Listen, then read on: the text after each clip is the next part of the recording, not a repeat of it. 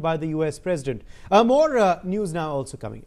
Prime Minister Narendra Modi has addressed the Lok Sabha today also on the ongoing crisis in West Asia, triggered on the 28th of February when the US and Israel launched joint attacks on Iran, plunging the Gulf region into turmoil. The continued bombings and strikes across the oil-rich region have posed serious challenges to the global economy. The Prime Minister noted in his address, he also highlighted the large presence of Indian nationals in the region and assured them that the government is extending full support to our diaspora.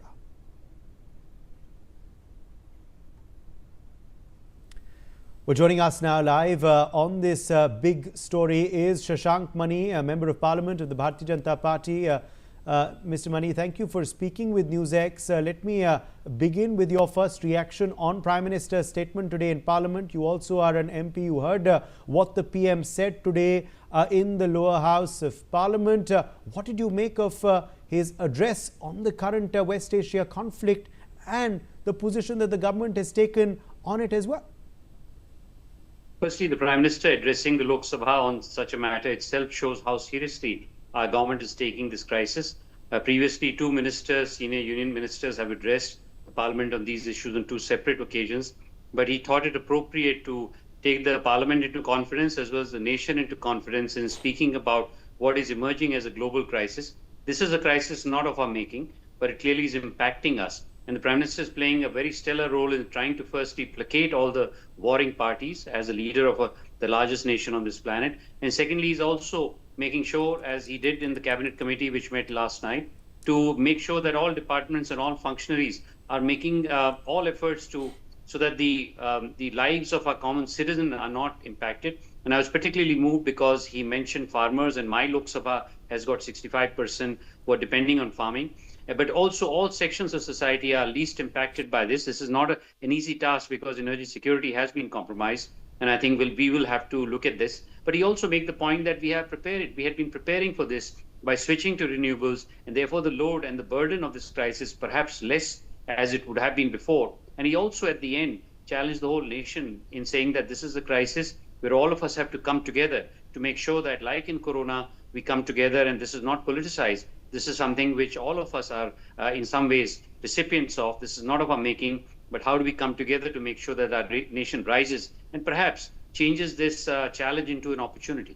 Also, the fact that the Prime Minister spoke about our diaspora as well in the Gulf, in the Middle East, assured them that our government is with them, our government stands with them, and we will ensure that their interests and safety is protected. How reassuring is that statement for the diaspora that lives there and also those who have found themselves stuck in the middle of the conflict in the Middle East?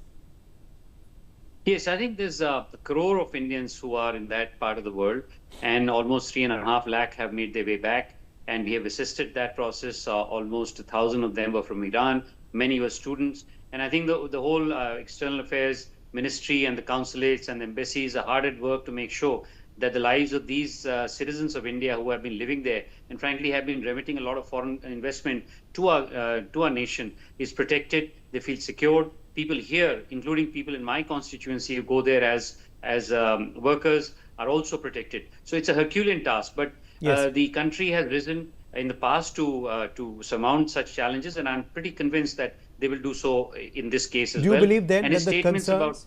Do you believe then the concerns of farmers, the concerns of common men and women regarding, of course, the energy security, LPG, fuel, other fallouts will be assuaged by what the PM said today in Lok Sabha? Well, I think one of the things we should take note of is that the prices of our energy products have still not risen. I mean, it may well be that at some point they may have to do that, but at this point they haven't.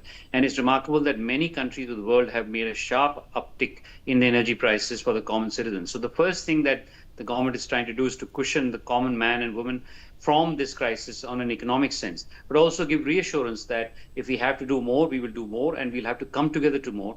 In these crises, we never know how much hardship we'll have to take, but as a nation, we are united. We are united in the task of Viksit Bharat, and in so doing, we'll also come together to surmount this crisis. Final question then to you. Will this then end the politics that we've seen also erupt on India's position on the conflict, the disruptions that Parliament has seen, and of course also the protests that have happened outside the House as well on the issue?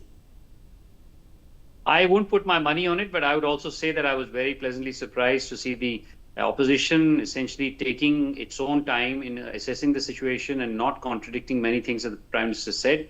I think the opposition is realizing, and I hope they continue to realize, that this is not a time to politicize this crisis. It is not of our making. It is of making of external forces.